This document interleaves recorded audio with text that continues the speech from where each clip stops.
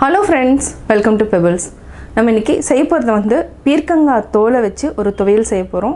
அதாவது இதுக்கு வந்து கடலை பருப்பு, உளுத்தம் பருப்பு, கொஞ்சமா தேங்காய் ஆட் பண்ணிக்கலாம். காரத்துக்கு வந்து நம்ம வரமிளகாய், அதாவது காஷ்மீரி சில்லி இருந்தாலும் ஆட் பண்ணலாம். வரமிளகாய் இல்லனா பச்சை மிளகாய் எது வேணாலும் நம்ம ஆட் பண்ணிக்கலாம். இப்போ எப்படி செய்யறதுன்னு பார்க்கலாம். நம்ம இப்போ பீர்க்கங்காய் எடுத்துக்கலாம். இத வந்து நல்லா வாஷ் பண்ணிட்டோம். இப்போ நம்ம நல்லா அப்படியே சீவிக்கலாம். இது மாதிரி அந்த கருப்பு இருந்துச்சுன்னா எடுத்துருங்க. இது வேண்டாம்.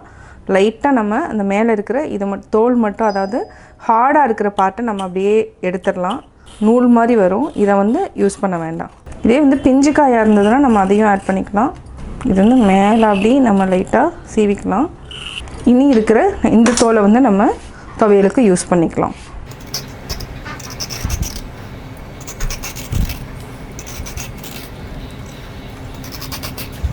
இப்போ பார்த்தோன்னா நம்ம செய்ய போகிறது வந்து துவையல் வந்து இதில் தான். இது நம்ம அப்படியே ஓரமாக எடுத்து வச்சுக்கலாம்.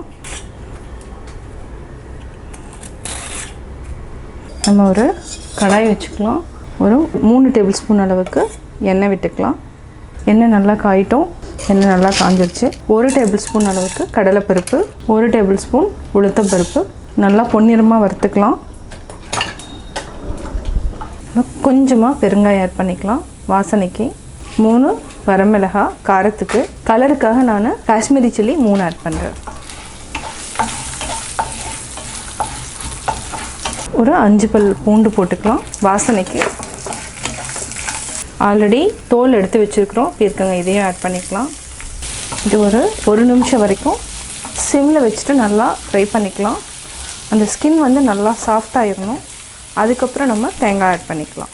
நார்மலாக வந்து நம்ம பீர்க்கங்காய் வாங்கினோன்னா தோலை வந்து நம்ம கீழே போட்டுருவோம்.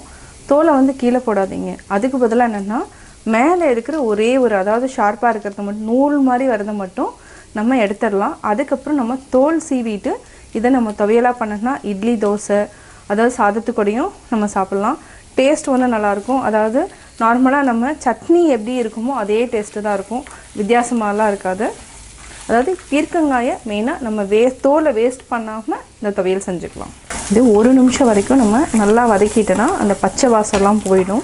இது நம்ம 2 நிமிஷம் வரைக்கும் நல்லா வதக்கிட்டோம். இப்போ தேங்காய் ஆட் பண்ணிக்கலாம். தேங்காய் வந்து 1/4 மூடி அளவுக்கு நான் ஆட் பண்ணுறேன். இதை ஆற வச்சு அரைச்சிக்கலாம். தேங்காய் ரொம்ப நேரம் வதக்கணும்னு அவசியம் இல்லை, அவ்வளோதான். நம்ம கேஸ் ஆஃப் பண்ணிவிட்டு ஆற வச்சு அரைச்சிக்கலாம். தேவையான அளவு உப்பு ஆட் பண்ணிக்கலாம். ஒரு 1/4 டம்ளர் அளவுக்கு தண்ணி விட்டுக்கலாம். அரைச்சிட்டோம். சாதத்தில் சாப்பிடணுன்னா இந்த மாதிரி கொஞ்சம் கெட்டியாக எடுத்துக்கலாம். இட்லி, தோசைக்கு வேணும்னா நம்ம இன்னும் கொஞ்சம் தண்ணி ஆட் பண்ணிக்கலாம். இப்போது பீர்க்கங்காய் தோல் துவையல் ரெடி ஆயிடுச்சு. இப்போது பீர்க்கங்காய் தோல் துவையல் ரெடி ஆயிடுச்சு. பீர்க்கங்காய் தோல் துவையல் எப்படி செஞ்சுங்கிறத பார்த்தீங்க. கட்டாயம் உங்களுக்கு இந்த வீடியோ பிடிச்சிருக்கும். இந்த வீடியோ பிடிச்சதுன்னா லைக் பண்ணுங்கள், ஷேர் பண்ணுங்கள், கமெண்ட் பண்ணுங்கள். மறக்காமல் பெபிள்ஸ் தமிழ் சேனலையும் கோபி சுதா சேனலையும் சப்ஸ்கிரைப் பண்ணுங்கள். என்னோடய குக்கிங் வீடியோ முடிஞ்சதுக்கப்புறம் பார்த்தீங்கன்னா ஒரு திருக்குறள் வந்து நீங்கள் பார்க்கலாம். உங்கள் குழந்தைகளுக்கு நீங்கள் சொல்லித்தரலாம். குழல் இனிது யாழ் இனிது என்பதம் மக்கள் மழலை சொல் கேளாதவர். புல்லாங்குழலின் இசையும் யாழின் இசையும் மிக இனிமையானது என்று சொல்பவர்கள் உண்டு. ஆனால் அவர்கள் தங்கள் குழந்தையின் மழலை சொற்களை கேட்கவில்லை என்று அர்த்தம்.